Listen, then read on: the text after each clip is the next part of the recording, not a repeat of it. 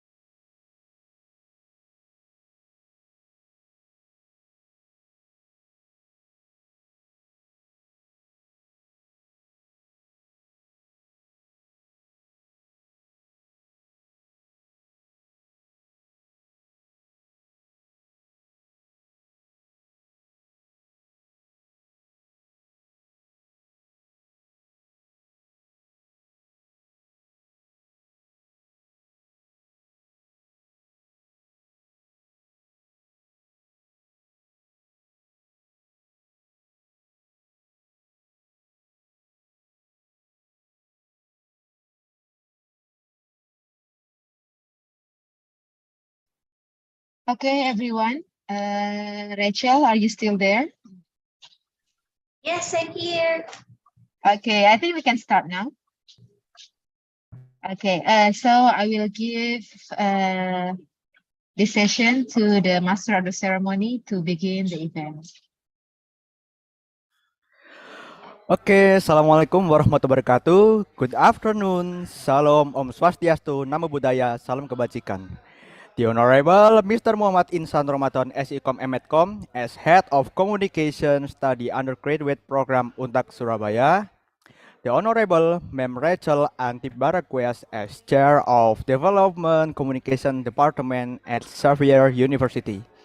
The Honorable Dr. Mary Frida Tripalupi, MSE, as Speaker, and the Honorable John Esteward de Carcosia as Speaker, the Honorable Amanda Felicia Firtausi as Speaker. Warmest greeting to all participants from both Untag Surabaya and Xavier University Ateneo de Cagayan. First of all, let's thank our God who has given us mercy and blessing so that we can attend this agenda without any troubles and obstacle.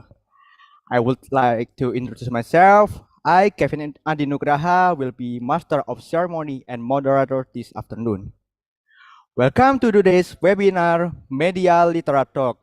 This webinar is cooperation implementation between Communication Study Untag Surabaya, Indonesia, and Development Communication Xavier University Ateneo de Jagayan, Philippines. This is also a special event as we are joining the UNESCO to fight disinformation by holding this event during the Global Media and Information Literacy Week, which is being held from October 24th to October 31st this year. Ladies and gentlemen, let me inform you the flow of our event today as follow. First, opening. The second, welcoming speech. Three, delivery of material by speakers. For Q&A and discussion sessions. Five, closing remarks. And six, closings. Moving on the next agenda, the welcoming speech by Ma'am Rachel Antibaraquez as the Chair Development Communication Department at Xavier University. To Ma'am Rachel, the time is yours. Hi, thank you, Kevin. Did I get it right? Good afternoon, everyone. Maayong hapon to our students in Xavier University, to our partners in Untag Surabaya. Salamat siyang. Did I get that right? So thank you very much for spending your afternoon, your Thursday afternoon with us. To open our program, I'd like to begin with saying that in our common agenda report by UNESCO, the world leaders made 12 commitments, which emphasizes our role in combating disinformation. In that report, trust and solidarity are the glue for social cohesion and social breakthroughs for the common good, because trust these days is eroding, brought forth by a lot of mis and disinformation, information disorder through social media. That's why we call on the global community to reaffirm and increase commitment to MIL for all and explore new measures to foster trust. Global MIL Week 2022 emphasizes on trust and solidarity among people, media, digital platforms, governments, commercial sector, and NGOs.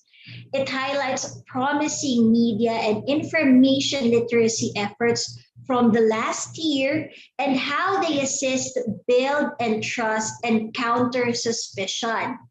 And what better way to celebrate this event than with you, our partners in Untag Surabaya, as we share our common landscape in media and information literacy. May this event call to a strengthened partnership and strengthened campaign against disinformation. I know you are all as excited as we are to hear about the previous engagements each of our university departments has engaged in to promote media and information literacy and promote the practice of responsible use of social media and responsible use of media in general. I am very excited to hear of your sharings as we've also prepared our own respective sharings of our own efforts in the Department of Development Communication as we also move forward with our campaign for responsible use of social media. Thank you very much. Daghang salamat. Terima kasih, everyone. And I hope we all have a fruitful engagement this afternoon. Okay, thank you, Ma'am Rachel, for the delightful welcoming speech.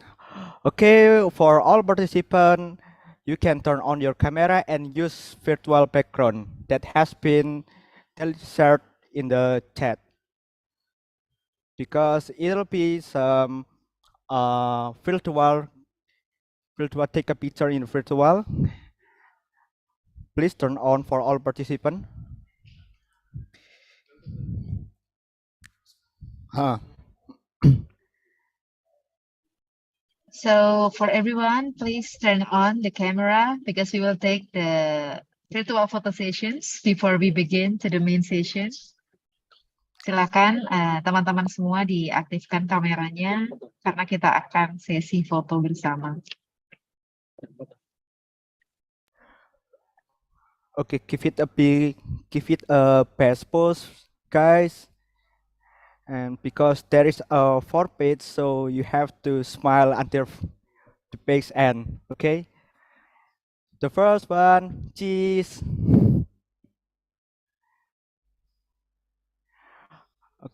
Okay, next page, cheese.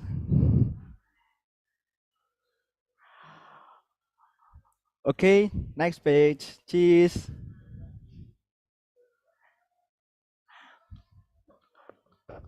Is it done? Okay, the last.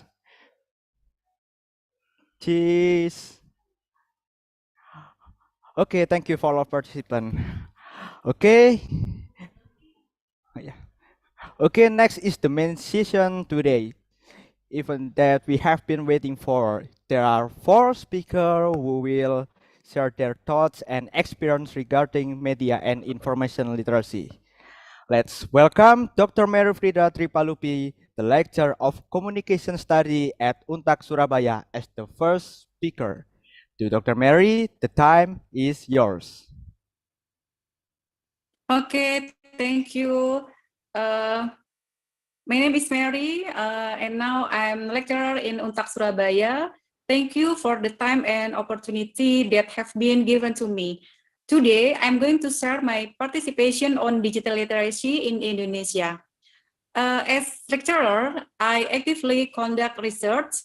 In the past, my research was focused on media, but since the beginning of digital media, my scope has widened to digital media due to the visibly rapid growth on digital media. Right. Okay. Bisa dibantu share screen? Oke, bisa Bu Oh, share. I sebentar, will mungkin ask the operator. Okay, thank you.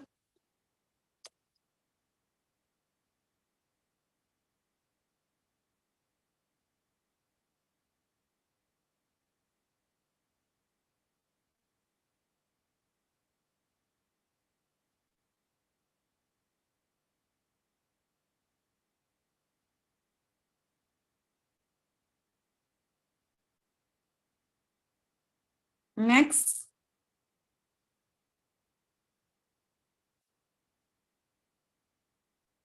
Okay, next.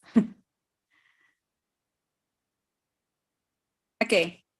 On this slide, we can see how people spend their time on the internet. In fact, people spend an average of 9 hours using media. Next.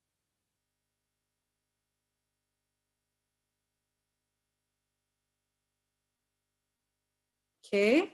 Most social media users are adults around 25 until 34 years old, then young adults around 18 until 24 years old. Next.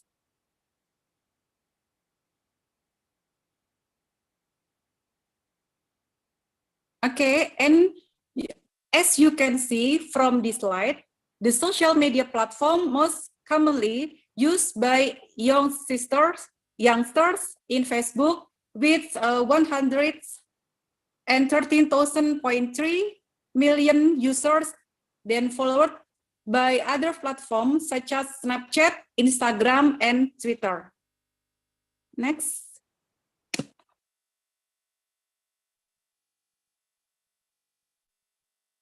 Okay.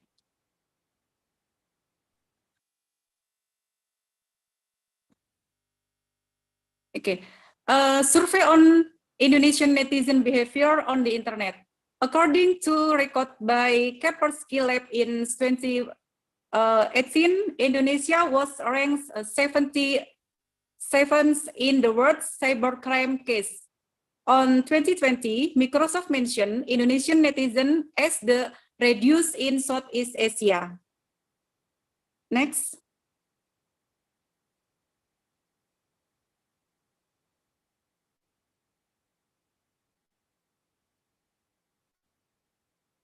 Please, next. Okay.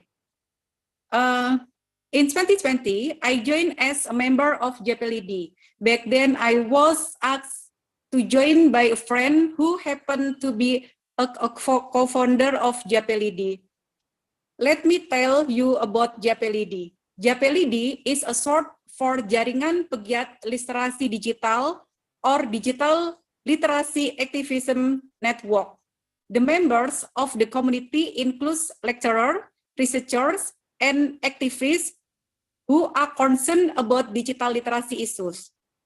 Founded in 2070s, right now JPLD has have big members on university and institute from 30 cities in Indonesia, and the work which are united in the spirit to collaborate and the movement to increase digital literacy in Indonesia.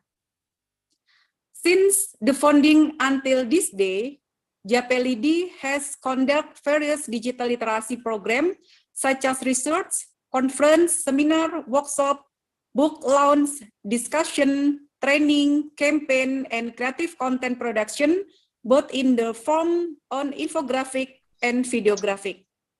These programs were done as collaboration either between JPLD members only, with the government, or even with other communities, including the Ministry of Communication and Information, Ministry of Women Empowerment of Child Protection, Cyber Kreasi, and Beda Itu Biasa Community. Next.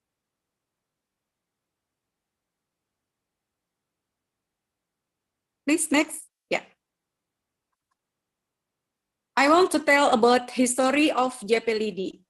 JPLD start from a Facebook status upload from one of JPLD leaders, Mbak Novi Kurnia from UGM, about their concern over the high number of hoax spread in Indonesia. They wanted to give some contribution to solve the problem happening within the digital public.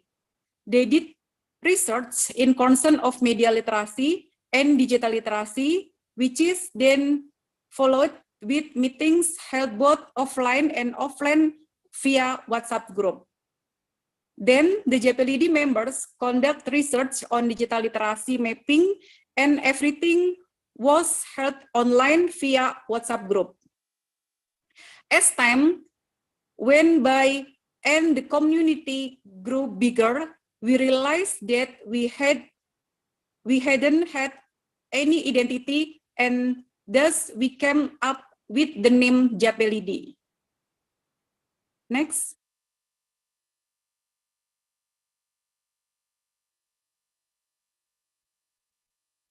Creation process for digital literacy module. In the past 4 years, JPLD has done a lot of digital literacy training and release books on digital literacy together.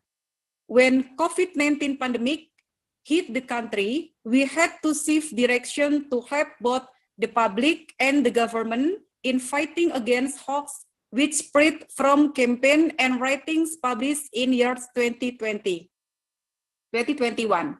Then Novi Kurnia, as head of JPLD, was reached by Kominfo and Cyber Kreasi offered JPLD to construct the 4 big pillars on digital area, which include digital skill, digital culture, digital ethic, and digital safety. During the pandemic, almost all the activity, including school, work, and other activity, we heard online. Therefore, the challenge in digital competence become higher than digital literacy. Modules were needed to facilitate the improvement of digital media competence. Next. For pillar on the digital area, which competence can be enhanced by Indonesian people, are as follow. The first one is digital skill, which means individual users have to sharpen their skill in using digital media maximally for good purpose. Secondly, digital ethic, which means users understand that there are norms and values applied in the society that every individual must abide by. And thirdly, digital culture, which means users understand that as a citizen, they needed to uphold toleration to each other within the society in accordance with Pancasila and Bhinneka Tunggal Ika, including by paying respect to others' digital rights. Lastly, digital safety means every individual must take to account their safety and their family's safety as digital media user.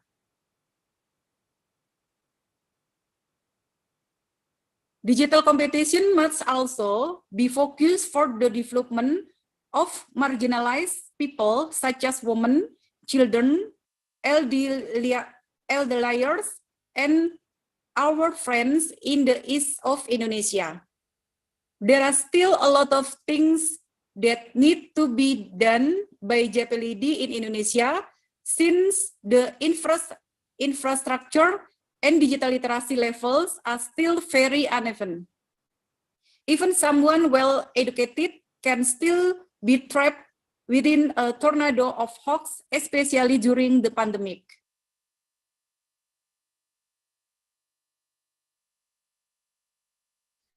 Next.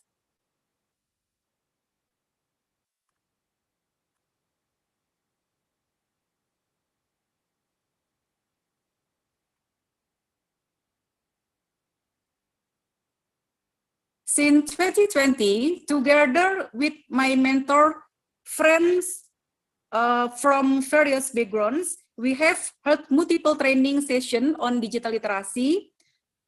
Me and another fellow members of JPLD are currently writing a digital literacy book for children, which is customized according to Convention on the Right of the Child by the United Nations, which include the right to play, the right to receive education, the right to receive protection, the right for an identity, the right for a nationality, the right to eat, the right for medical access, the right for recreation, the right for justice, the right to have a role in development.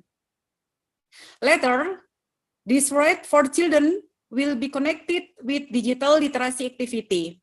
The reason why we are concerned about children is because these days children have been exposed to digital technology, thus they need to be equipped with digital literacy activity. And wraps up my story on digital literacy movement in Indonesia. Thank you.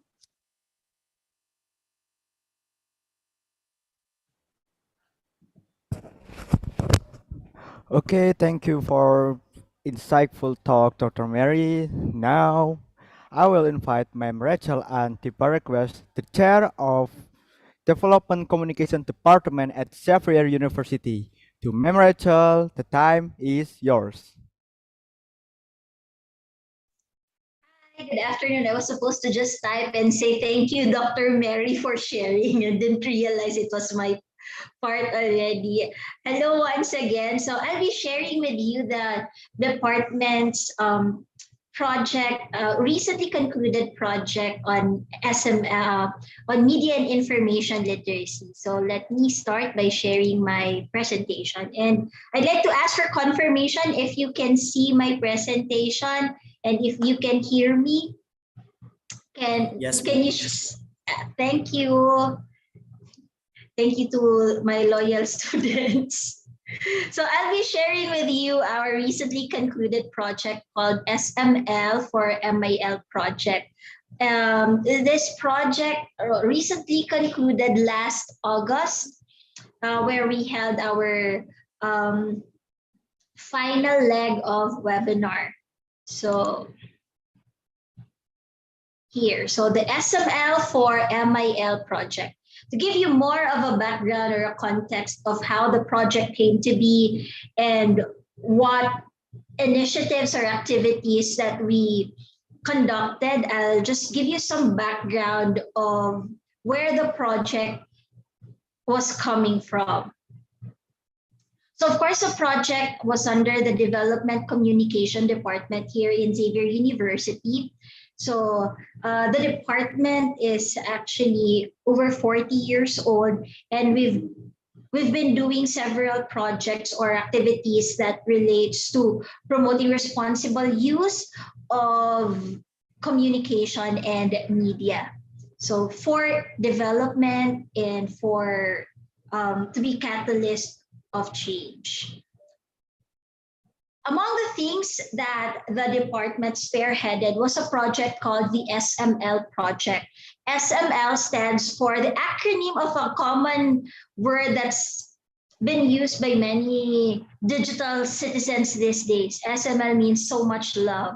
So much love, or hashtag SML, is a project that aims to foster responsible use of social media among the youth in Northern Mindanao. So we are on Facebook. You can look it up and search for the digital campaign called the hashtag SML project.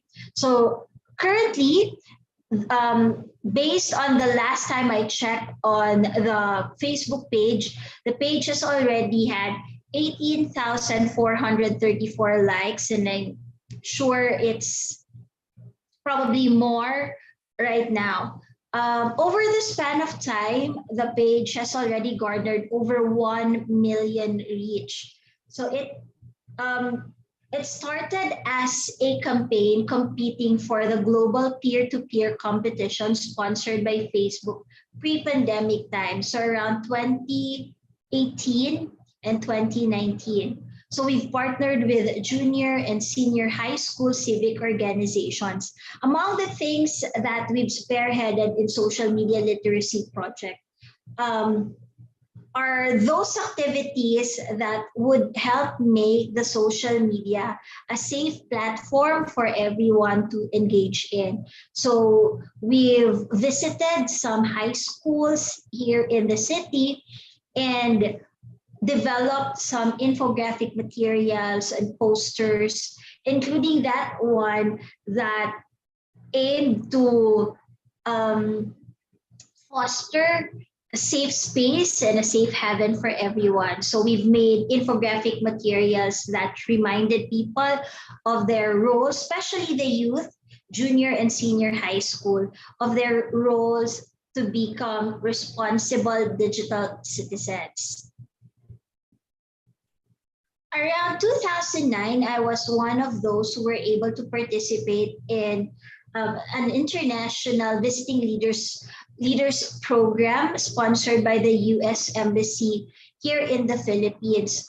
There were 9 of us who participated in the program, and we visited the United States for 3 weeks to benchmark on their media and information landscape. So we visited their high schools, including elementary school, public and private high schools in the United States to benchmark on their media and information landscape.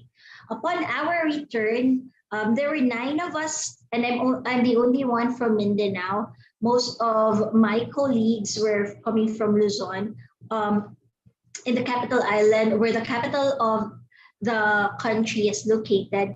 And among the things that we were able to accomplish is a handbook called hashtag MIL for Democracy Handbook. So the handbook is composed of activities, worksheets, and even short clippings and resources, which relates to media and information literacy for democracy.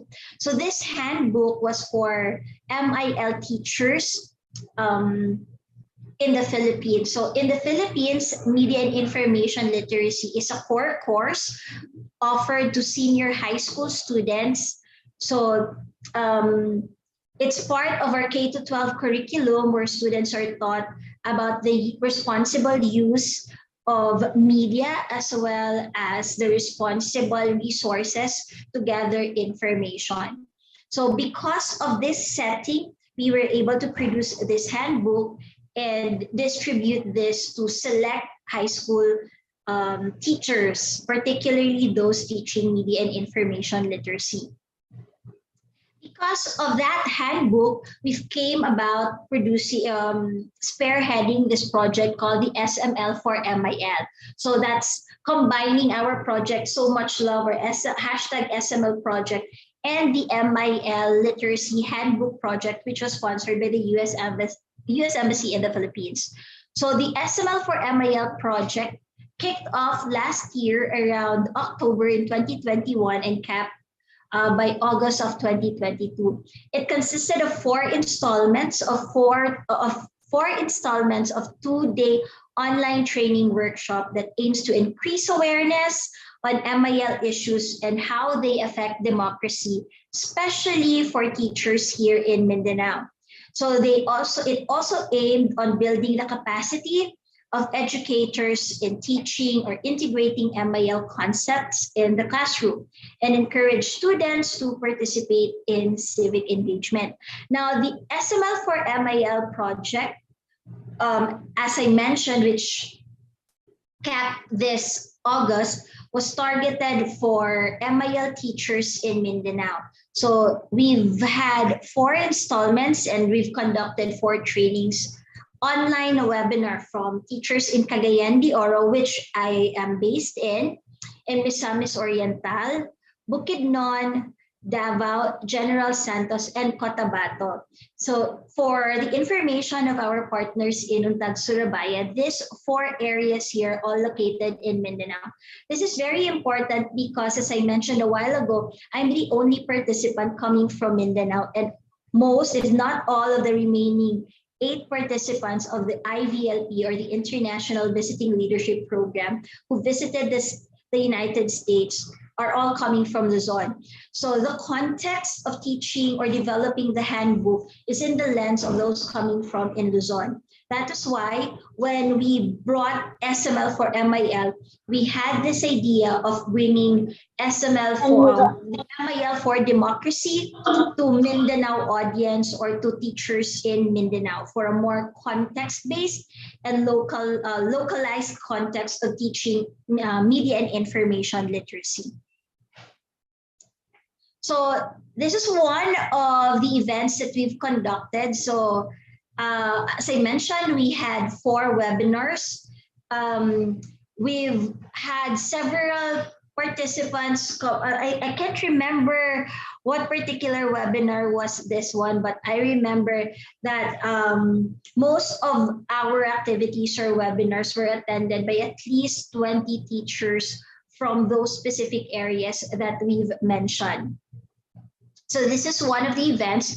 One important thing about the SML for MIL project is because we've had teachers as participants, so we have to make sure that the webinar schedule is scheduled on a weekend wherein teachers are relatively free. So it's the whole Saturday, the whole morning of Saturday and the whole morning of Sunday. So I'll be showing you one of our SDEs, or the video presentation, just to give you a gist of what happened or what transpired during one of our events. I hope I'll have to make sure that what I'm sharing has the share sound button. And please tell me if you can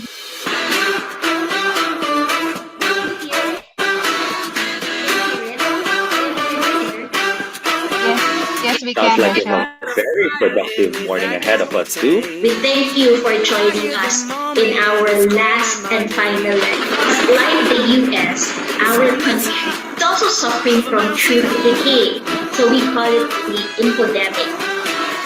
Is the ability to use critical thinking skills to judge the reliability and credibility of news reports and information sources. So if journalism's purpose is for society's benefit, how come there's a growing distrust on news outlets?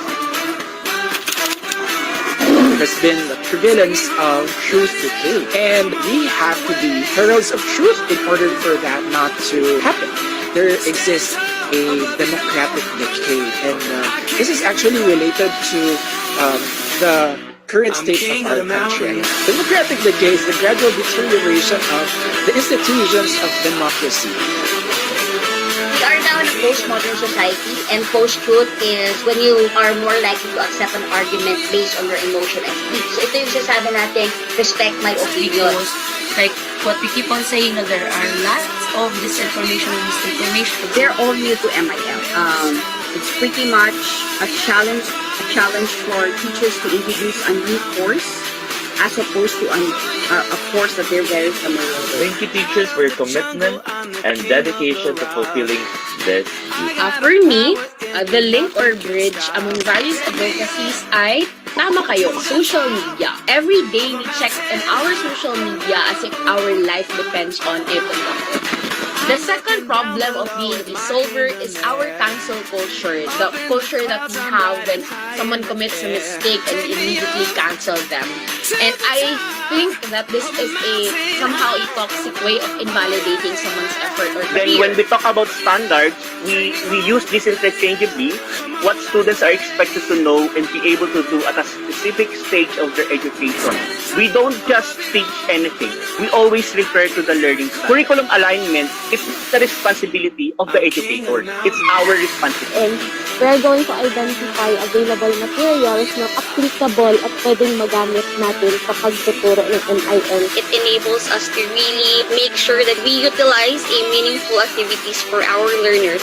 And it's not just the learners, but also the teachers are victims of misinformation. Each four legs from Cagayan de Oro, Miss Oriental, Bukidnon, and this time the last one from all parts of Mindanao. We're also able to build a network of MIL teachers. A sincere thank you to all of you educators for joining us this weekend. Thank you, everyone. Thank you, everyone. Keep safe. Thanks, everyone. Have a good weekend. So that was our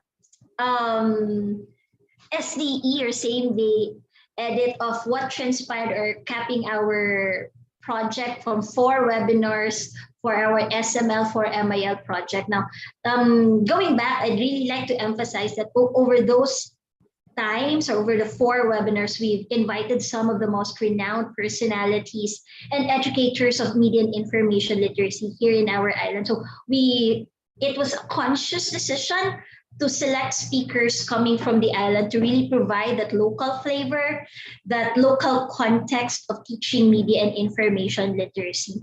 Because except for that speaker who talked about integrating media and information literacy in their classes, all of the speakers were coming from Mindanao. So we did not only talk about the problem of media and information literacy, but we've also discussed how the teachers can integrate these topics towards their discussion on media and information literacy in their respective classes.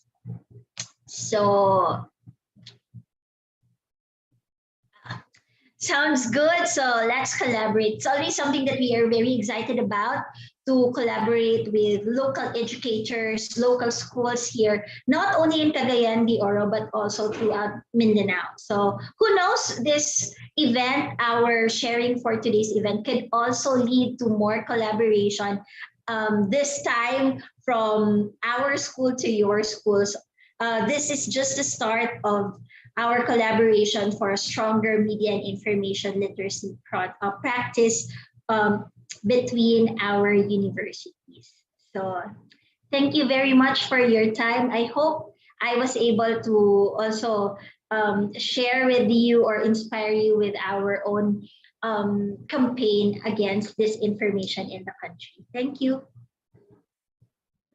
Okay, thank you for Mrs. Rachel Ann, and for all of participants. Maybe if you have any questions, you can write it on the chat box, and we will discuss it on Q&A session. So we have heard from the lecturer side, Dr. Mary Frita with Chaplain, I think. Yes, is it right? Chaplain. No, Japalidi. And Ma'am Rachel with SML project. And now let's hear from the student side of both university. And we will invite Amanda Felicia Firtausi, student from Untag Surabaya. To Amanda, time is yours. Okay, good afternoon, everyone. First, let me introduce myself first. My name is Amanda Felicia Firtausi. I'm second year student of Communication Studies of Untag Surabaya. It is an honor for me to get this special opportunity to share my thoughts and experiences regarding media literacy.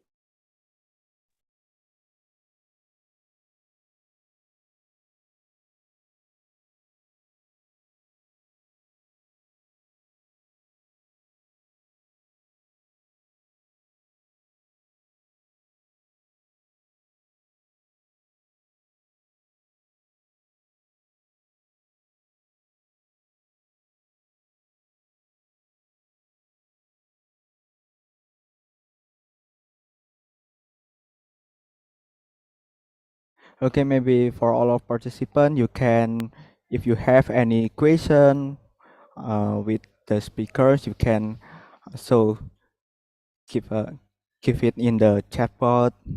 And now maybe there's some problem on. uh, okay, okay, let's end.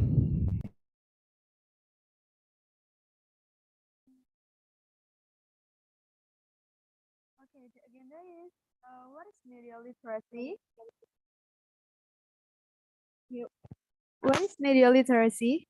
Okay, media literacy is the definition. Oh, I'm sorry. The definition of media literacy is the ability to access, analyze, evaluate, and communicate information in various forms of media. Media literacy is a set of perspectives that are actively used when accessing mass media to interpret the message at hand. Okay, I would like to discuss about reflections on the low dignity of Indonesia's television and Indonesia generation of Z, digital media literacy, and how important is media literacy. Okay, the first one is reflection on the low dignity of Indonesia television. What I saw was the airing of television programs in Indonesia look very uneducated for both children and adolescents. I'm worried about how is the quality of television in my country are related to programs that still revolve around violence, stories naive love, inequality of the poor and the rich, and ridiculousness. Such impressions can almost be found in at all times in all private television stations operating today. Soap opera shows featuring antagonists with expressions that extreme ice-building, lip cynically squeeze, and tightening stiffly, indicating the public of evil and terrible human existence. Subtle them scenario designed within or adult style scenario designed telling public logic and driving it into the reality. Some reality shows that spread dreams and mostly break the private area, and this encouraged the public to understand and justify private areas into mass consumption.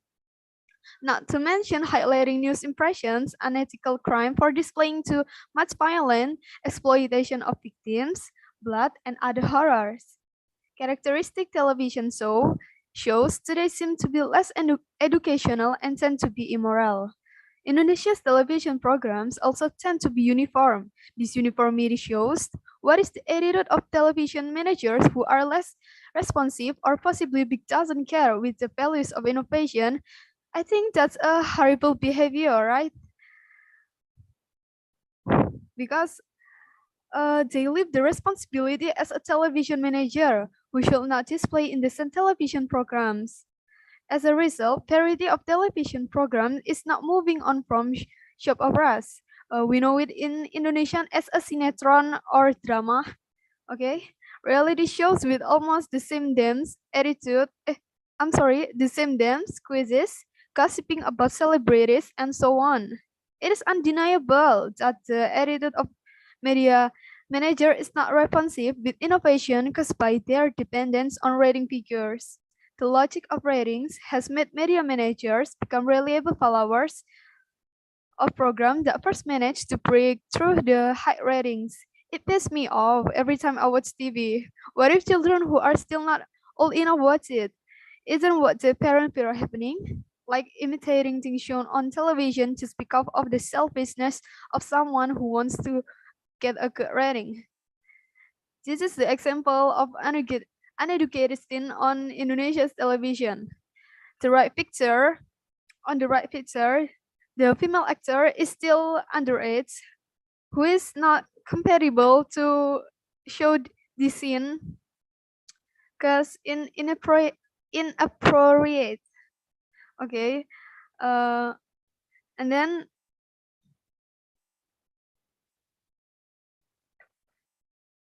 the next one, the second one is about Indonesian Generation Z digital media literacy.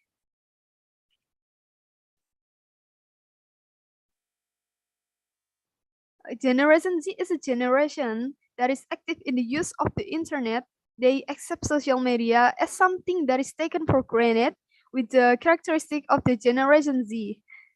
This generation will be a generation that plays an important role in the development of the state of Indonesia. I'm a Generation Z too, and I often use the internet.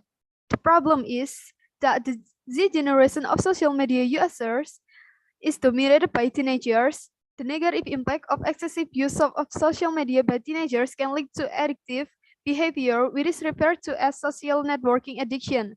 This behavior is caused by various things, from the lack of parental supervision to the lack of digital media literacy in adolescence. Generation Z in Indonesia has its own characteristic as follows: thrifty, minded open, like on shape of contemporary campaign and growth in technology, capable of compromising, wanting social change.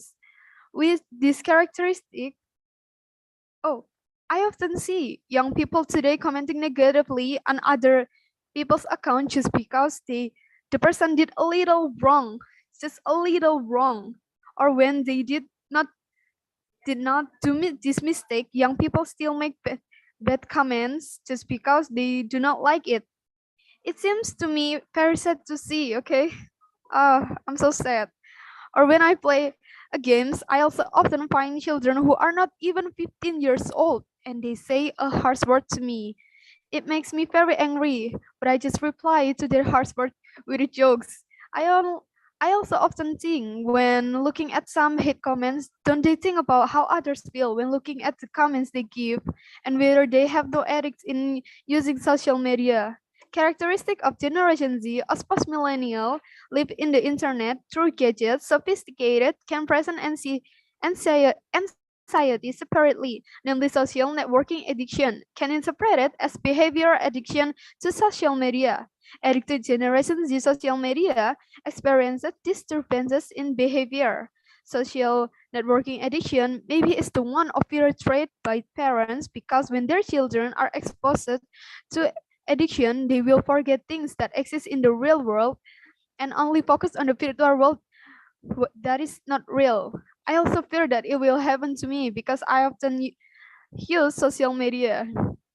And don't forget about how the majority of Gen Z in Indonesia believe in information from sources that tend to be authoritative, such as health agency and other government institutions. On the other hand, they have difficulty distinguishing between true information and hoaxes. That's why every Generation Z needs to learn about media literacy. It also happens very often around me, and sometimes it happens in myself too. Why? In my opinion, due to the lack of serious learning about media literacy in Indonesia, therefore, there are still many Generation Z who directly swallow the news conveyed on social media without doing a deeper analysis of whether the news is true or not. And the last one is how is important of media literacy is. The use of smartphone communication media and the like has shifted to a certain lifestyle of society. Along with the development of communication technology, there are certainly several consequences, both positive and negative connotations for the influence of the of the use of communication media technology. The pressure is increasingly intense when the media is competing with each other in providing information services to their consumers. The high penetration of communication media has an impact that is increasingly difficult to control. Now, consumers don't just get the information, knowledge, and entertainment, but can interact directly. At the same time, the media instill new ideological values in the form of lifestyle, consumerism culture, and imitation model of attitudes and behaviors of certain artists or actors that are popularized by the media. Some of us has realized how great the role of media is in shaping public opinion. The media has the potential to build the character of the nation into social glue and educating the public. It is clear that media literacy is not just knowledge or education about the media, but moving even further to looking at the bad influences that can be arising from media messages and learning to anticipate them. Kak, boleh tolong slide yang before, yang sebelumnya? Okay, this is the example of harsh word on Twitter. Okay, this content is about regardless of what have her done. Do you guys think this girl pretty or not? Okay, these pics show how negatively commenting on blue book platform, it's Twitter, social media. The content is about the girl who did negative behavior. On the right pics, it shows the commenting. Okay, the first comment, it says, "You're right. Even though how much her face get a plastic surgeon and go to Korea or Thailand, this woman will be remembered as a third participant, like the girl who love the husband of family, yeah, who having like having sex, yeah, next to baby. I'm sorry, maybe that's too harsh. Next to baby cot, when there is a family photo of the man the family of the man is like there, and they having that thing. It's worse. I don't. Oh my god. Yeah, and the next slide. And the next slide is hardware on game that I found. It's commonly okay. This is it translate like I'm sorry, is I can translate it because it's too harsh. Yeah. So I often see this on a game like I see. Yeah. Okay, last but last but not at least, thank you for your attention. And I'm sorry for my bad pronunciation that makes you guys do not understand, but I hope you guys know how important media literacy is. Thank you so much and good afternoon. Okay, thank you for Amanda Felicia Firdausi, student of Untag Surabaya, for the insightful. I hope that we has learn from about what he has presentation. And so next and the last speaker, now I will invite John Esteban de Carcosia, student from Xavier University Ateneo de Cagayan. To John, the time is yours. Hi, thank you very much, Kevin, and good afternoon to our friends in Indonesia, to Untag Surabaya, and Assalamualaikum also to our Muslim friends. So, with the recent May 2022 Philippine national election, our nation has become more vulnerable to dis and misinformation, including propaganda on the internet, perpetuated by the former President Duterte and now the son of the late dictator, who became the president of our nation today, Bongbong Marcos. But before that, maybe there's some I'd like to confirm is my screen is sharing now. I think Yes.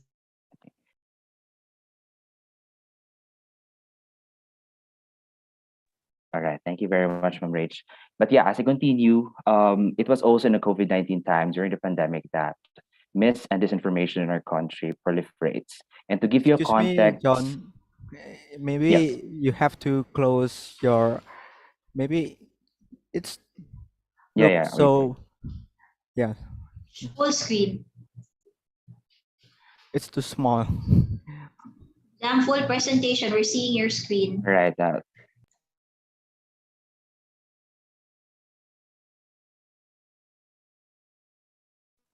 All right. So yeah, we'll try to fix my technical part now. Just give me a minute.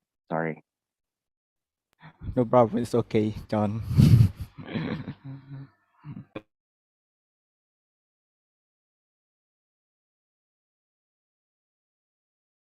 All right. So I'm guessing that the presentation is now okay. But going back to give you a context, the Philippines has more than 92.5 million social media users, and many of whom, sorry,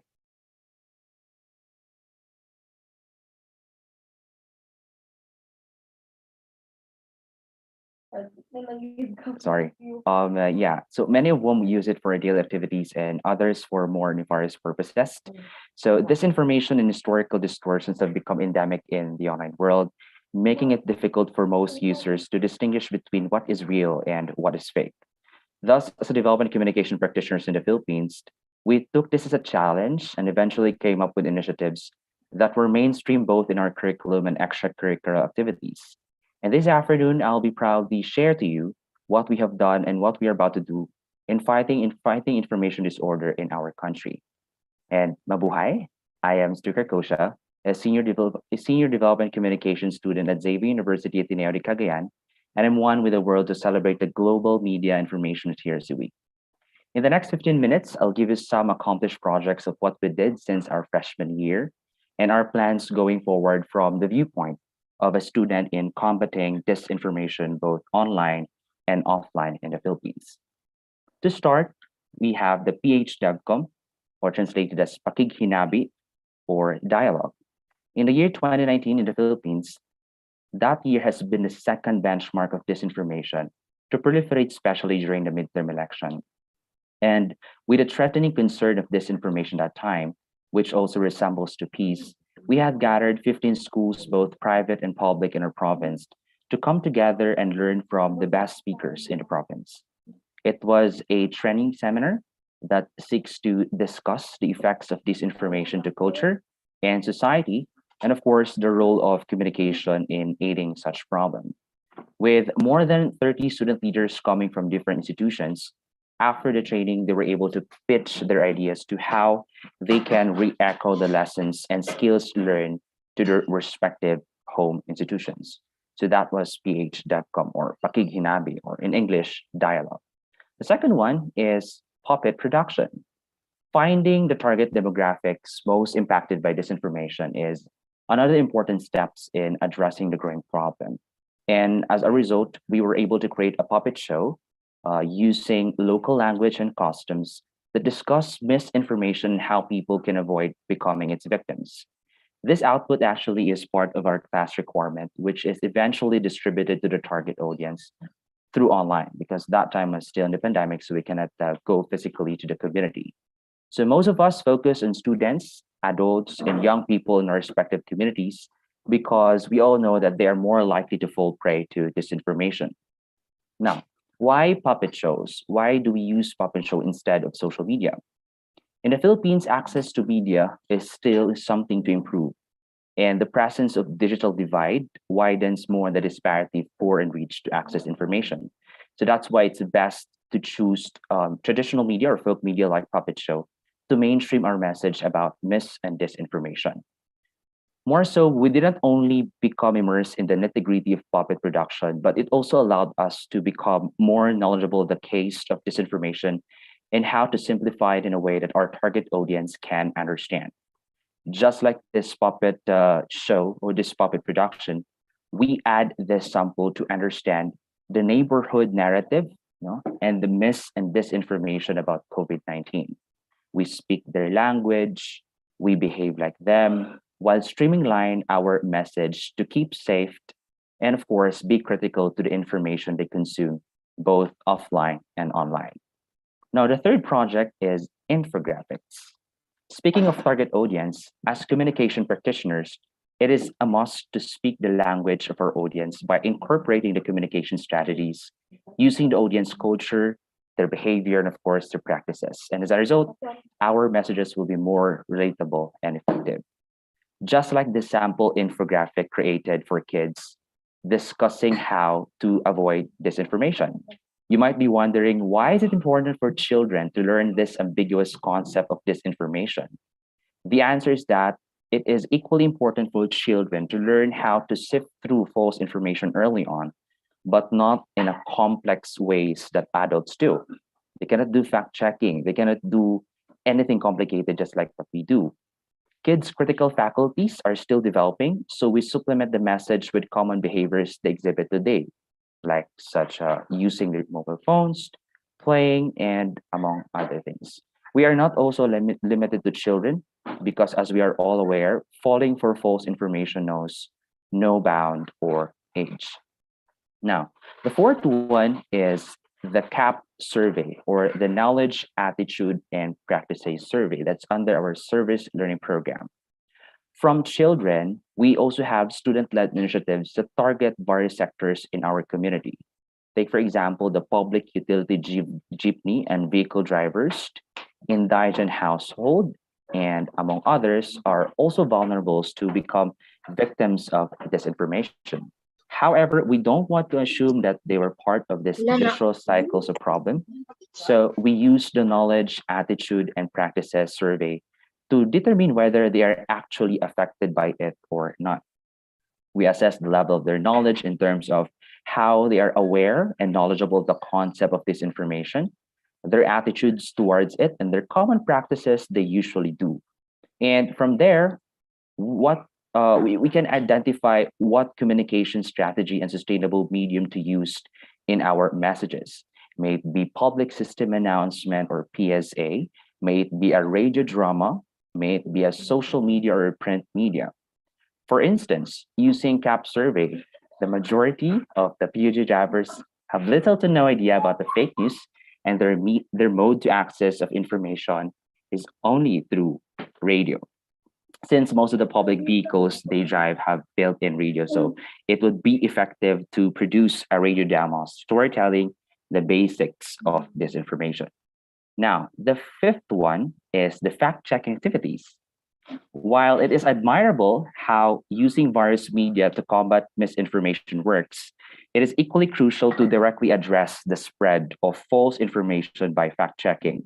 Within the four corners of the classroom, we are also taught the rigorous process of fact-checking, including how to spot how fact-checkable stories and steps to undergo in coming up what's true and what's not. For instance, in my team identified this story posted on a local online blogger in our country, or in our city specifically, which has hundreds of followers on Facebook. We found out the story published was plagiarized from the report of CNN and missing in context like project's purpose, launch date, and funding sources. It was made purely to engage the audience that the current president started this project, which in fact, this infrastructure project has been lobbied during the time of Aquino and Duterte. Outside of our classroom, we also partnered with various organizations like Lente Philippines, a legal group, and ABS-CBN Bayan May Patrol Mo, one of the largest media networks in the Philippines, for a joint partnership to conduct a webinar and fact-checking workshop among students not only in Cagayan de Oro, which we belong, but also in the northern part of Mindanao. And the last one is the social media campaigns and management. Aside from producing radio plays, PSAs, infographics, conducting fact-checking and workshops and webinars, we had also launched social media campaigns like what been mentioned, Mom Rach also mentioned earlier, the SML project, which stands for the Social Media Tuesday Project, and of course, a student-led initiative, iMeal, or I Am Media Literate, which both seeks to advance online young people the skills in combating disinformation by engaging them through participatory activities online like poster making contest, essay, photography, slogan, vlogging, and among others. With the characteristics of our youth today, grabbing and sustaining their attention is crucial in absorbing the message we want them to understand and interpret. That's why we don't have to stick to the traditional strategies to get through our messages. We have to evolve and be as creative as possible because this information also evolves from time to time. So as a final part, I will be sharing to you a snippet of our puppet production, maybe just a first minute of the puppet production, just to show you how we did our puppet show or the puppet production as a whole.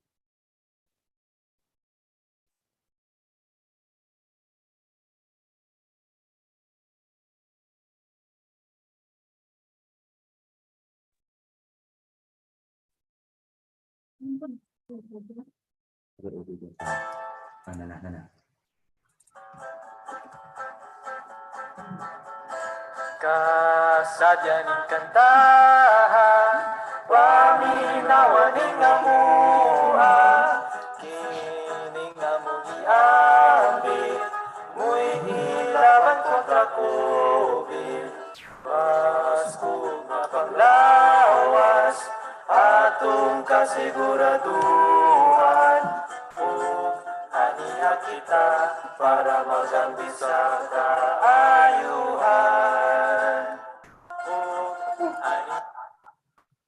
So basically, just that was a 1 minute of 7 minutes of our puppet show production. And there's so many media, there's so many source, and there's so many platforms and materials we did during our pandemic times or during my stint as a student. And yeah, that was it. And I'm very grateful for the opportunity for sharing with you. And we're looking forward as a students and together with Human DevCom classmates, looking forward to be able to collaborate with your school with regards to best practices of the media and information literacy. Again, thank you very much and have a great day. Okay, wow, what a good, insightful talk from John. And now all of our speakers have given us very exciting and insightful talks. Okay, next is the Q&A and discussion session. For all participants can give your feedback or ask questions directly by raising your hand and turn on the microphone or write them in the chat column. Maybe if you want to ask in Indonesia, it's okay. Everyone want to ask?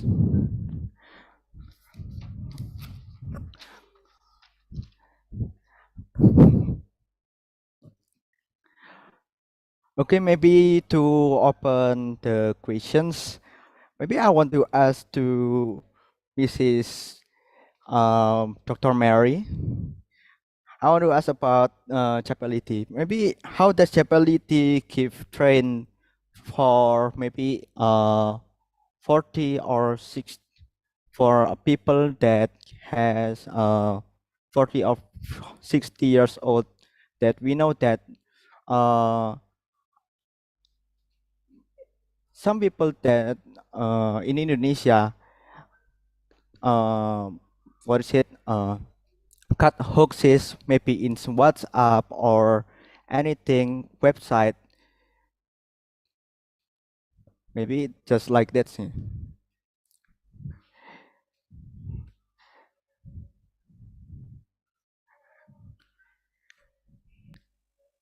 Oke. Bisa itu, Vin? Diulangi, Vin? Ya jadi gini apa itu Bu, mungkin kan yang dalam pelatihan Chapelity itu ada nggak untuk orang-orang itu yang berumur 40 sampai 60 tahun itu, kan kita kan tahu kalau misalkan orang-orang pada umur segitu itu mereka itu gampang terpapar mungkin oleh hoax atau mungkin suatu website yang menyebarkan hoax dan lain-lain. Itu dalam digital literasinya itu gimana? Oke. Oke. I can to in bahasa ya. Yes, it's okay Bu. Ya. Jadi pelatihan Japelidi ini dilakukan untuk semua usia, ya, untuk semua usia, baik itu untuk remaja, anak-anak maupun orang dewasa, gitu ya. Nah, jadi remaja misalkan masuk ke sekolah-sekolah atau pesantren-pesantren atau kampus-kampus, kalau ke anak-anak ke sekolah, kemudian kalau dewasa biasanya masuk ke komunitas-komunitas. Nah, caranya untuk untuk ini ya, memberikan informasi seputar hoax ya. Nah, caranya memberikan informasi seputar hoax ya dengan rutin. Jadi kita mengadakan rutin tiap hari, itu tidak berhenti mengadakan pelatihan-pelatihan seputar literasi digital gitu. Jadi ke beberapa target pasar tadi ya, Pak, anak-anak, orang tua maupun remaja gitu.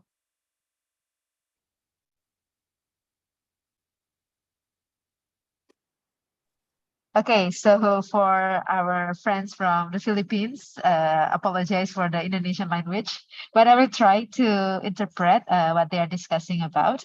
So Kevin was asking to Dr. Mary about JAPLED, what are the programs that they have been done for the people with in the age of 40 until 60, so for the adults, because usually when we talk about media literacy projects are targeted to children and teenagers.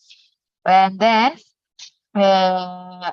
Miss Mary was explaining that JPLED is targeting different category of ages. So all ages are being covered by this project.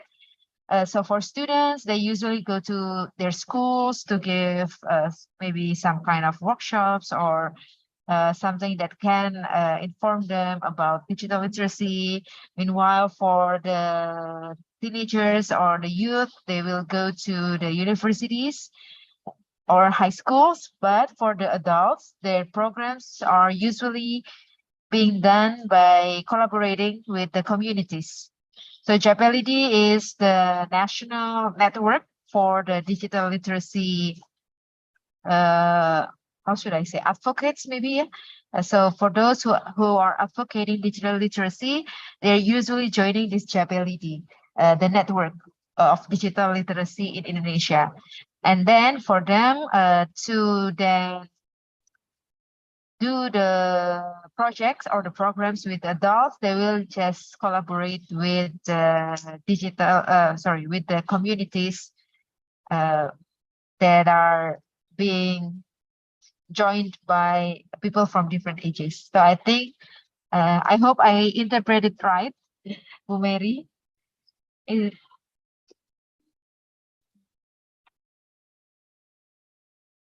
I think there are several questions. Yes, there are several questions that we can see from the chat box. So I will give back the session to the MC. Okay, thank you. And I got some question for Siti Maulani Rosita. Hello, I'm Rosie from Untag Surabaya. I want to ask about the third subject. What is the first step we need to do to develop the KAP, knowledge, attitude, and practices? Thank you in advance. Maybe this question is for Felicia, I think. Yeah, it's for you. No. Yeah, I think for that's questions for me, Kev. Yeah. So the question is all about what will be the first step in developing a KAP or the CAP survey. I think we always it always boils down to choosing the target audience, where it would be placed, and what would be the demographics of the target audience. So choosing your target audience, of course, you have to analyze first the problem, and after analyzing the problem is you choose what target community is much more vulnerable to that problem.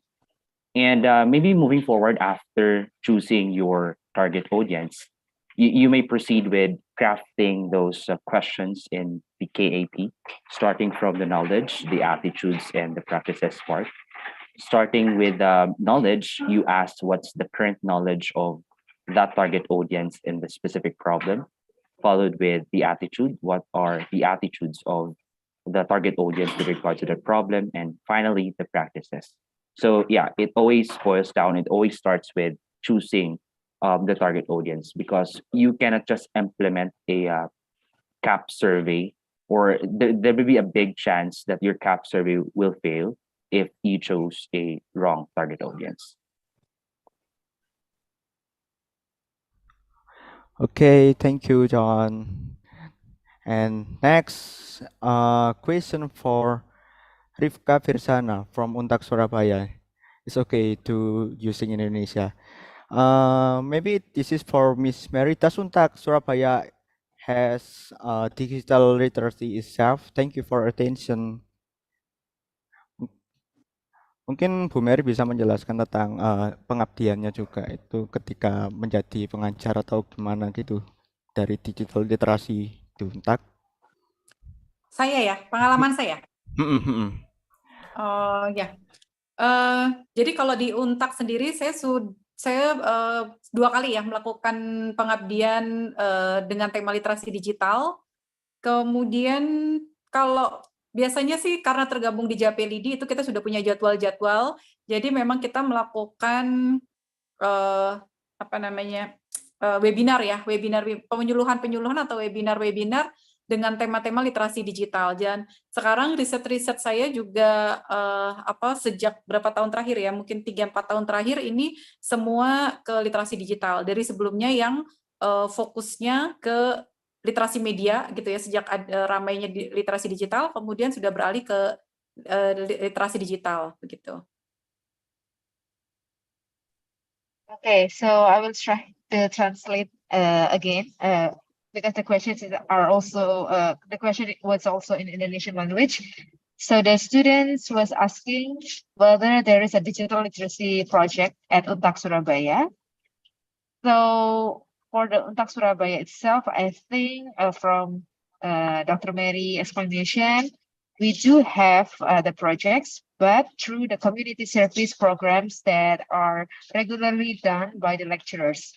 So just to give some context, in Untag Surabaya or in Indonesia in general, for all lecturers, every semester they need to do community service projects.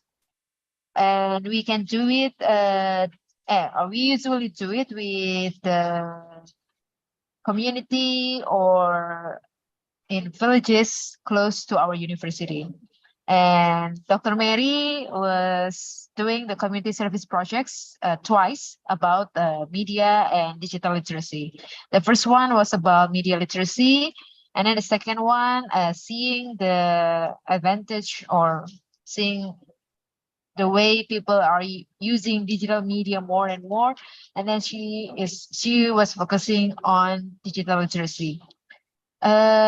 Maybe Bu Mary can also give some information about the locations where she did the project. Abdi Masnya di mana Bu waktu itu? Yang pengabdian. Pengabdian daring sih ya, webinar ya. Tapi untuk komunitas, untuk komunitas, forget. Wait, komunitas apa ya? Komunitas kakang apa yang kecantikan, kontes kecantikan di Lumajang, Kakang Mbak Yu atau apa gitu ya? Itu. Terus yang berikutnya lagi di mana, Bu? Yang berikutnya di SMP Negeri 6 Surabaya. Okay. So as I mentioned earlier, Bu Mary have done 2 different community service projects regarding media and digital literacy. The first one was being done online, I believe, because it was the early time of pandemic. So I think it's 2020 when we just recently acknowledged about the COVID-19. And the target of her community service project was the youth community in one of the small town in East Java called Lumajang, because Surabaya is the capital of East Java province, and there are a lot of several small towns in this province. Meanwhile, the second one was targeted to the junior high school, junior high school students. So maybe around the age of 12 until 15 years old. So that's what we usually do here. We are of course have some digital or media literacy projects, either through classes with our students, but also through the project outside the university by collaborating with the community or the villages in the East Java province. So I hope it answers the question from Rifka. So maybe if Rifka has more question to Bu Mary, you can put it down the chat box, and I will give the session back to the Master of Ceremony.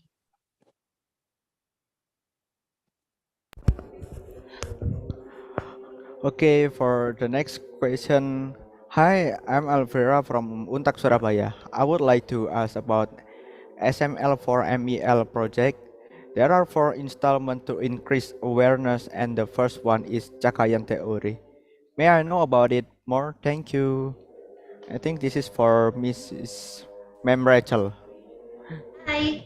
Yeah, so thank you very much for the question. As I mentioned about a while ago, there are four installments of the webinar, but all four installments have the same program.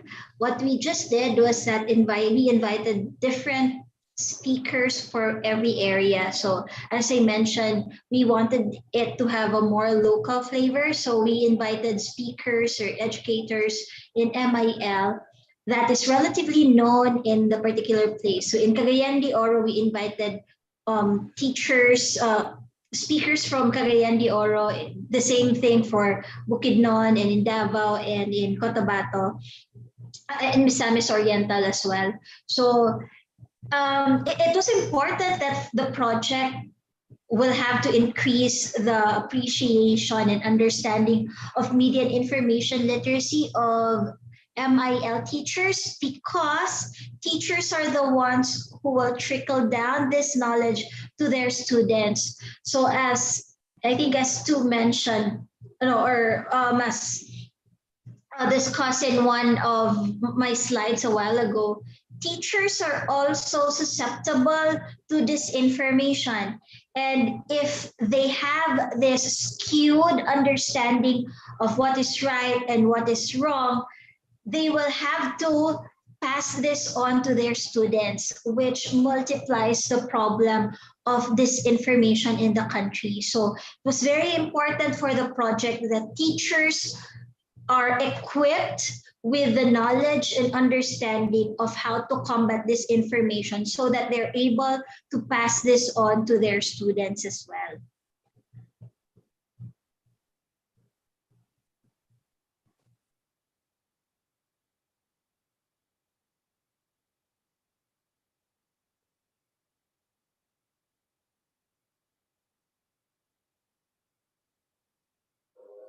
Okay. Someone has a raised hand. Maybe. Oh, I see. Puamal. Okay, thank you very much, Kevin. So I would like to ask question as well, because this is a very interesting forum. Because seeing Indonesia and Philippines, one of the similar characteristics that we have is both of our countries archipelagic countries, negara kepulauan. So I would like to hear the opinion or maybe shared experiences from both universities, maybe from our partner first, from Xavier University. What are the limitations or difficulties that you face in doing the digital or media literacy projects when our country is not our country is an archipelagic one, because sometimes it creates boundaries, sorry, not boundaries, it creates difficulties for us to reach everyone, because one of the things that we face here in Indonesia, for instance, the internet penetration is still not as good in some areas, because different areas have different infrastructures. Do you also experience the same thing in Philippines? Thank you. Maybe Rachel or John can share your situation in Maybe I'll Philippines. start first and then Stu can follow up. I think one of the biggest difficulties that we've had when we implemented the SML project or the SML for MIL project was really the internet connection. In our 4 installments, the area where we had the most difficulty gathering participants was in Bukidnon. And Bukidnon, we had to have at least 20 participants, but I think we only had around 12 or 13 coming from that area because one, there's a difficulty of finding a good schedule for the teachers because teachers have their different schedules, but most importantly, there is a problem of internet connection in this particular area. What we did to address this one was first, there's a wide gap of digital divide in the country. The ones with a good access to internet and computer or smartphones, and then a good number of people who does not have. But considering these are teachers teaching high school, we thought that they would at least have a smartphone, if not a laptop, to access information, although they will not have a good internet connection. So one of the ways we did was provide a load or data allowance for the teacher participants. So although not everybody has a stable connection, but there is data, mobile data, that's offered by our internet providers or cell phone providers here in the country. So they were given at least 150 pesos for internet data. So here in the Philippines, you can already get 5 gigabytes for 50 pesos. So that, and since we're doing it for 2 days, so they'd have 50 pesos for day 1 and then another 50 pesos for day 2. And then to encourage participation and really just a source of just a sort of a reward for them, we've also provided a load allowance for them for snacks because it's a webinar. Unlike for a face-to-face, we'd be able to give them snacks or beverages. But since it's a virtual webinar, it's a webinar, so we only were able to provide for them snacks, an allowance for their snacks, but it's a very modest one, but just to encourage them to really participate because this snack allowance were provided to them at the end of the webinar. So, and by the way, for the participants of the SML for MIL projects, at the end of the webinar, which is day 2, we ask for their address, respective addresses, so that we can send in to them the hard copy of the book. So I'll give you a sample of the book.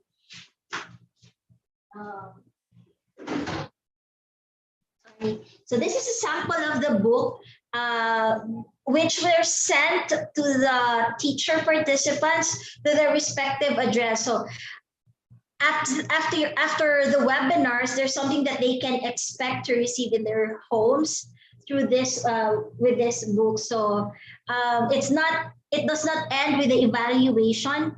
After each webinar, they can expect to receive the handbook. Although it also has an online copy, but I think all teachers would agree that it's also good to receive a copy from your homes with a physical copy of the book.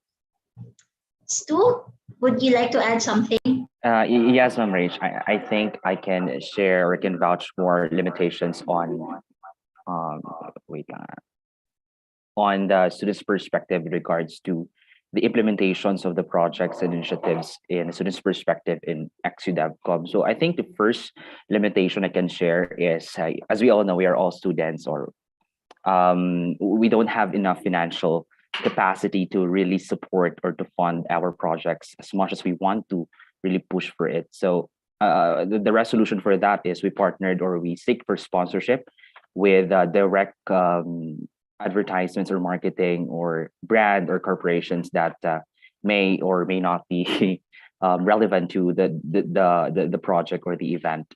And second limitation perhaps is when there's a time that we go to the community, we actually don't receive any support from the local government unit, or there's a lack of political will from the authorities because they may find it unuseful or irrelevant to their goals, to their specific goals in politics. So in the end, um, um, we usually do if that's if that case if that's the case, so we just seek for other authorities or other NGOs to partner and help us mobilize the projects and implement the projects with their help, of course.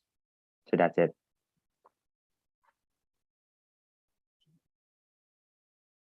Okay, thanks for the answer from John and Ma'am Rachel.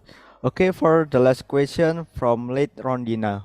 What does library's role in educating the message about media information literacy?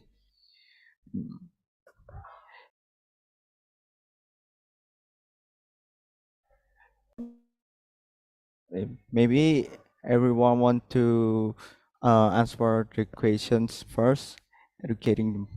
Maybe Amanda can answer that one as well. I mean, the use of libraries. Okay, I will answer it. Is it okay if I speak in Indonesian? Yeah, it's okay. Okay. We have Mama Mahal to translate it anyway, so no problem. Okay, in my opinion, menurut saya peran library bahasa Indonesianya apa ya? Oh, perpustakaan itu mereka berperan dengan menyediakan buku-buku yang telah dipublis oleh publisher, dan buku-buku tersebut yang tersedia di perpustakaan itu akhirnya dapat dibaca oleh orang-orang sekitar. Dan orang-orang sekitar itu dengan membaca buku tersebut, mereka bisa mengerti apa itu media literasi. Contohnya seperti di Indonesia ada buku berjudul Gerakan Literasi Sekolah, yang dimana itu tentang gimana sih kita caranya belajar media literasi di sekolah.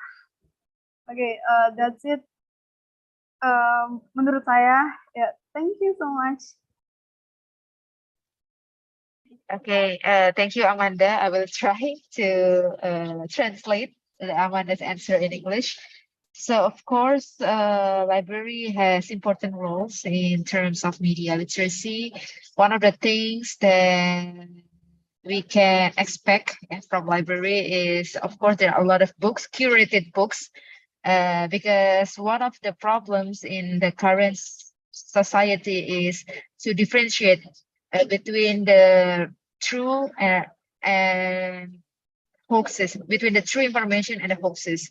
So by getting the access to the curated informations in the library, it will be easier for us to understand about what media literacy is. Because according to Amanda, there are a lot of books that talks about media literacy, and they can find it in the library that discuss about these media literacy projects. And by reading these books, they can get the idea about what media literacy is. And on the other hand, library can also become the common space or common area for everyone to then discuss and talks about their opinion about the media, and this can encourage them to improve their media literacy. Because of course, this is my own additional opinion, not Amanda. Because of course, I also believe that library has important roles. Whenever we read about media and information literacy, we will see we will see that they always mention the roles of library. It's just the problem is not everyone right now is interested to go to the library, either in a library in your own university or the public library provided by the government. It's just not a really exciting or interesting space, especially for youth. They will only go to the library when they are doing their bachelor thesis usually, but the other time it's quite rare for the youth, or even me, even myself, I don't really go to a library that often, but of course, actually they have important roles. So maybe we can do something to do some kind of rebranding of library, so that the youth community especially will be more interested to go to the library. So maybe there's one more questions that we can answer, Kevin. It comes from Kila, if I pronunciate it correctly. Okay, Kyla. Kayla. Okay, Kayla, from Kayla Fuen. How I spell it? How to pronounce it? Kayla Fuentes. In terms of I'm sorry. In terms of analyzing and evaluating a media source, what media literacy skill is most crucial to learn? Maybe uh um, maybe for Bu Mary can explain it about it. Hmm. Oke. Yang paling penting ya, literasi media yang paling penting ya. Ya, sebenarnya saya sekarang sih sudah tadi ya seperti saya sampaikan, saya lebih concern sekarang ya saat ini 3 tahun belakangan ini lebih concern ke literasi digital. Tapi menurut saya ya literasi media dengan literasi digital ini kan cuma beda di toolsnya gitu ya, beda di medianya aja gitu. Yang satunya digital, yang satunya media. Nah, jadi apa yang paling krusial, apa yang paling penting gitu ya, apa yang paling penting yang harus dimiliki ya, yang harus dimiliki ketika mempelajari literasi media ya. Kalau di Japelidi itu kita punya 4 keahlian yang harus dimiliki gitu ya, yang harus dimiliki oleh pengguna sosial media gitu ya. Yang pertama itu adalah skill tentang etika ya. Jadi kalau di dunia digital itu memang kita harus punya etika gitu ya. Kan seperti Microsoft ya waktu itu mengadakan survei gitu ya, dan hasil surveinya itu tidak mengenakan, di mana Indonesia dinobatkan sebagai negara tidak sopan se-Asia Tenggara gitu ya. Jadi masalah etika ini merupakan masalah yang sangat penting. Kemudian tadi ya skill tentang etika, kemudian tentang budaya, ini juga penting gitu ya, skill tentang budaya, di mana bahwa pengguna media digital gitu ya, ini penting sekali memiliki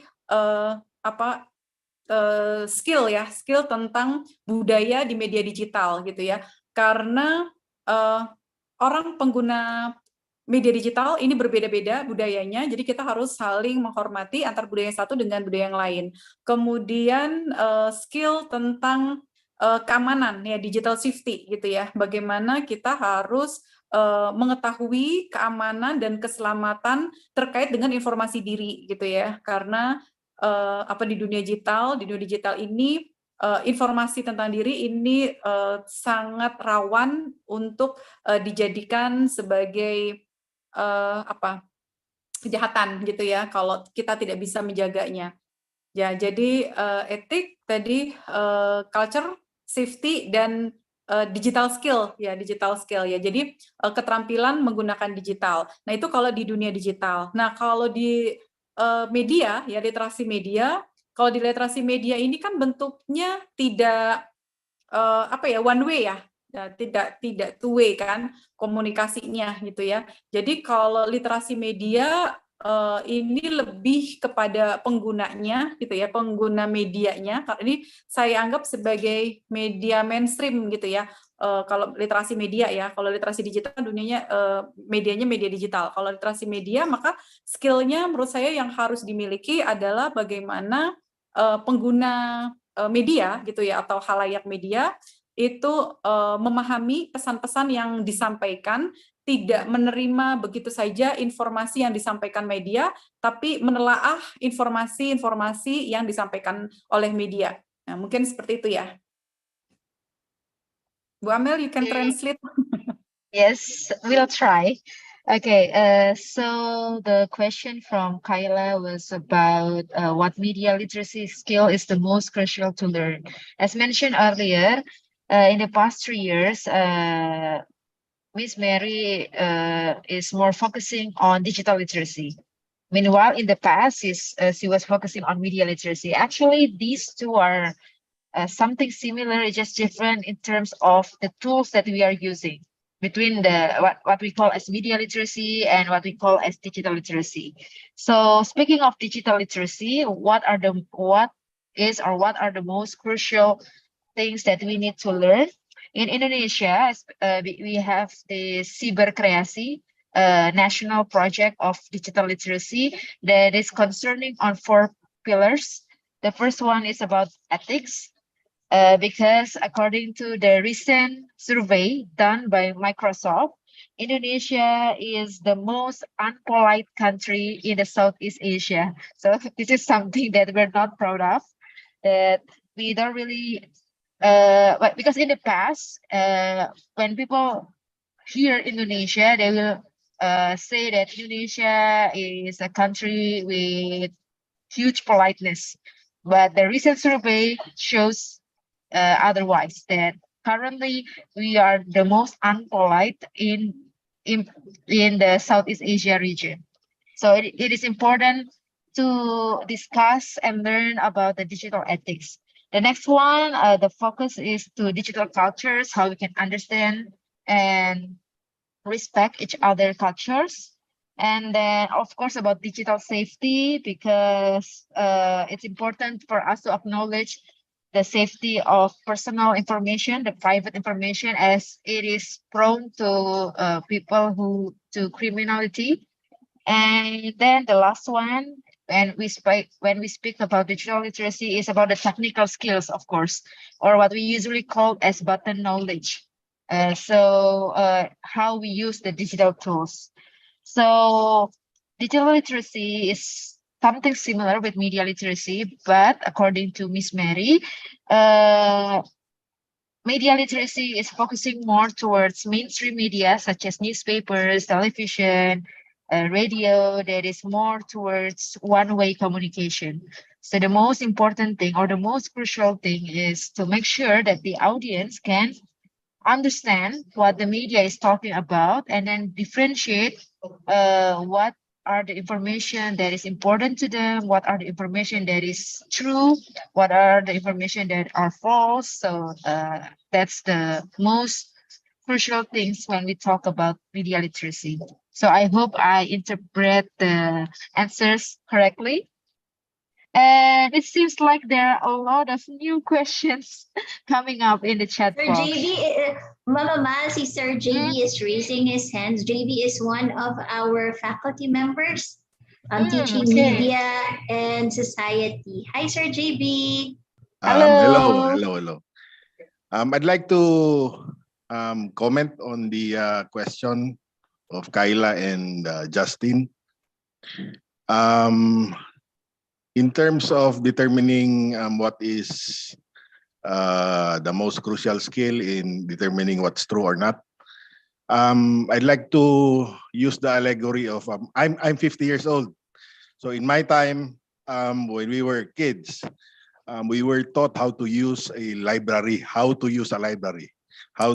go to search for a topic, for instance, using the card catalog. I don't know if you've ever used that, but during our time, that's how we look for information, and we know that since it's in the library and it's a book that's been published, that's been proven to be true, you are guaranteed that it's the information that you get is true. Unfortunately, with the internet, people just, a lot of us were never taught how to find information in the internet. And in answer to the question of, and the second question, I think the most crucial skill to learn is to never trust a single source. You need to verify the information from multiple sources. because there's a lot of information in the internet, and it's mixed. You get both the truthful information, and you get information from non-experts. And usually the information from non-experts are more enjoyable, and they get more traction from people, and they tend to believe information that's presented in a nice and enjoyable way. So I think the most crucial skill is to learn to verify your information from multiple sources. Yeah, thank you.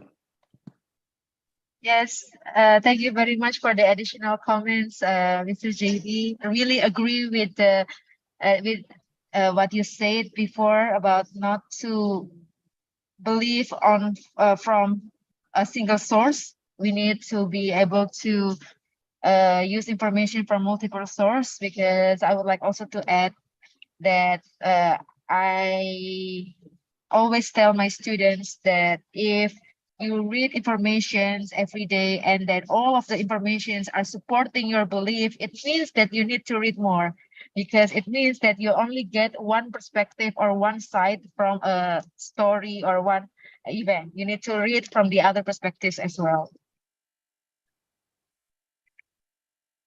So I think all of the questions are being answered already, and Miss Rachel already answered as well under questions in the chat box. And since it's almost 3 p.m., maybe we can close the Q&A sessions. Rachel?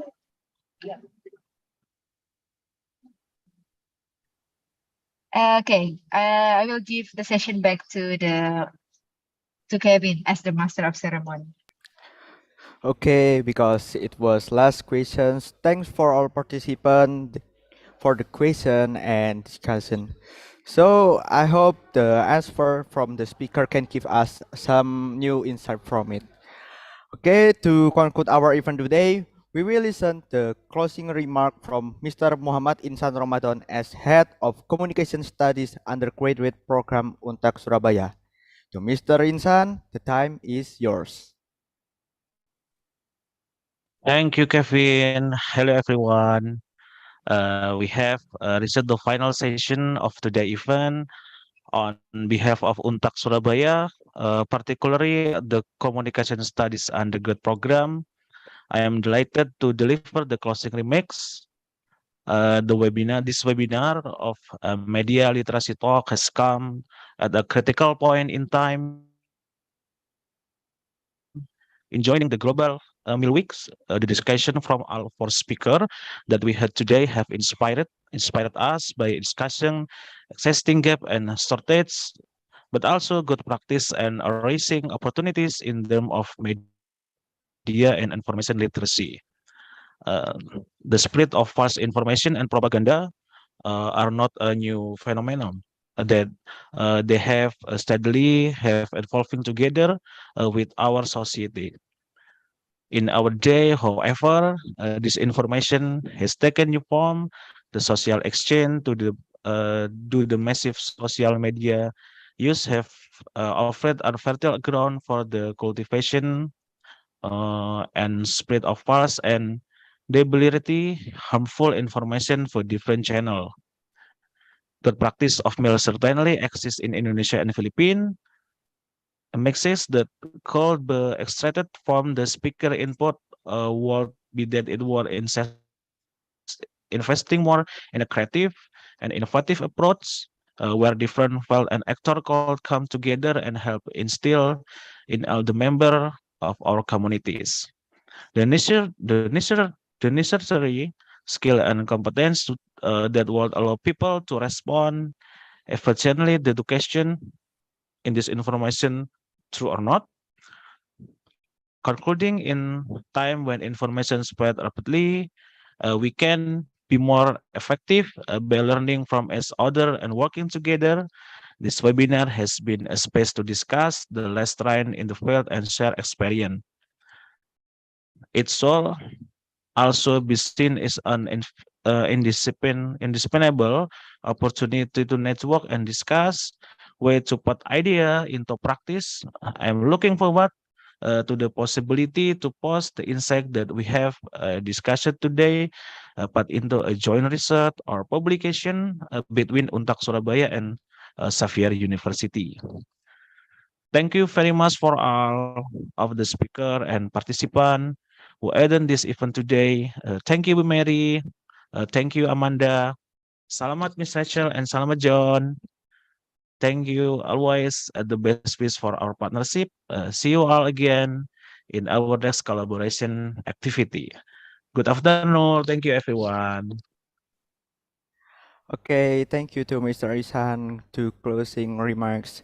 And now, ladies and gentlemen, we finally come to the end of today's agenda. Thanks all to all speaker participants that have joined this event till the end. Hopefully, we all gain beneficial knowledge insight from the Media Litera-Talk webinar this afternoon.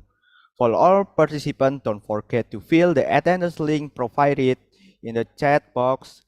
The certificate will directly be sent out your after you fill the form. For all participants that join in YouTube, you can fill the form on chat. Untuk semua partisipan jangan lupa untuk mengisi link absen yang sudah ada di kolom chat karena absen tersebut digunakan untuk membuat e-certificate. I represent the committee in charge of conveying this event. Please excuse me for all wrong words and deeds. I'm Kevin Adinugraha. Thank you and wassalamualaikum warahmatullahi wabarakatuh. See you. See you. Thank you very much, everyone. Thanks, Rachel, Stu, and all the participants, Xavier. Thank you. Congratulations to us. Thanks so much. Bye. Congratulations to us. Thank you. Thank you, Kevin. You did so well. I'm sorry because my English is so very bad, I think. Thank you all. Thank Thank you, you. Bu Mary. Thank you. Thank you, everyone. Amanda. Have a nice afternoon. Thanks, everyone. Oshi. Bye.